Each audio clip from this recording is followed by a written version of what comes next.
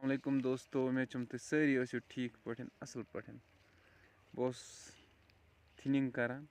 यम ते पॉलिनाइजर बागस मज यह हार आव मे अथस मज मे दोप यूट खेमो 2015 मज अगर कंस ूट आ खेमुत नौ सह खो मे बिस्मिल्लाह।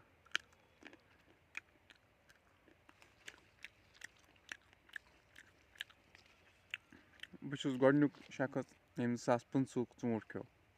तम मज वनुक तान कंस खेमुत अगर खेमुत तेल वन तो माल फिलहाल वन ठीक इंशाल्लाह रब सुंद यचुन ठीक रोज यम पॉलिनाइजर के इन मे थिनिंग कर कर ब्रोह पानस तो आवर लोगस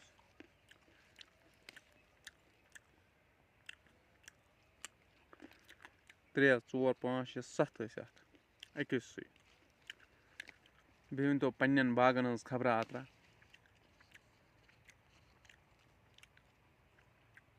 क्युथ माल सेट गोमुत।